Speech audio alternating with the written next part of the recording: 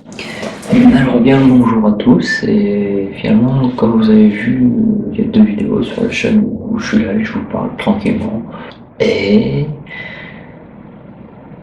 là-dedans je raconte vraiment tout ce que je pense, pour le moment sans aucun filtre.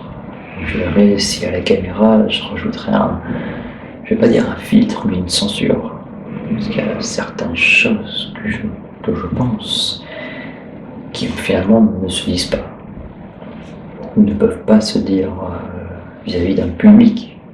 Voilà. À la base, c'était vraiment un livre, Un monde sans argent, pour imaginer bah, toutes les issues et toutes les possibilités, tous les détails d'un monde où l'argent n'existe pas, car l'argent est le fléau de la société. Donc ça sera expliqué, c'est expliqué vraiment dans le livre,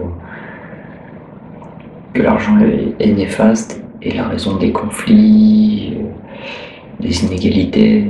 Je me suis vraiment élargi un petit peu sur le sujet, avec quand même un certain nombre de notions qui en reviennent à ce monde sans argent, qui est une solution à de nombreux problèmes.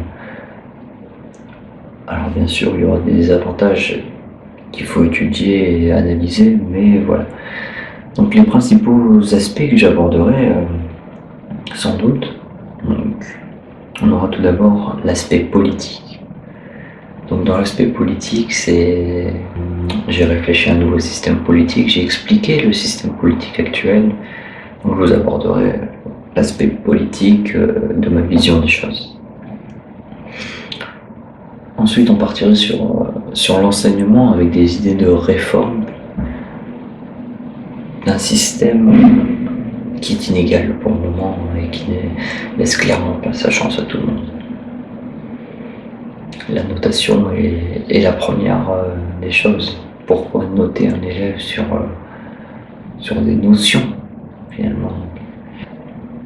Ensuite, je ne sais pas si j'ai encore écrit pour le moment, mais j'ai les rapports sociaux entre les êtres humains, comment on vit au quotidien, l'importance des liens entre les êtres humains. Donc c'est par en partie avec ces confinements que c'est né l'idée des liens entre nous. Donc ça, je pense que je ne l'ai pas encore écrit, mais je l'écrirai au moment voulu. Ensuite, on a les rapports technologiques.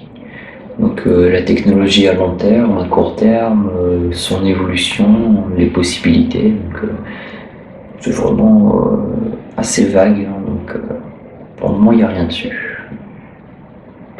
Ensuite, bon, c'est clairement dans le thème du livre, c'est le rapport à l'argent. Donc les liens entre l'être humain et l'argent.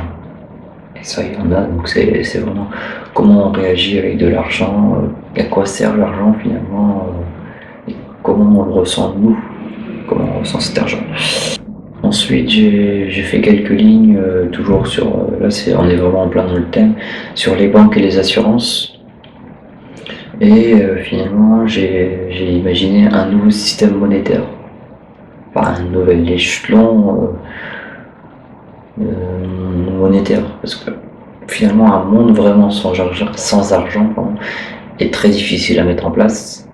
Donc j'ai imaginé une nouvelle pyramide, voilà, c'est ça que je cherchais, une nouvelle pyramide avec une hiérarchie différente et bien plus avantageuse pour nous que finalement avec il faut rendre les banques publiques. Donc, je ne suis pas vraiment rentré dans les détails pour le moment, mais quand c'est des sociétés qui cherchent à faire du bénéfice sur notre argent, tout de suite il y a un problème.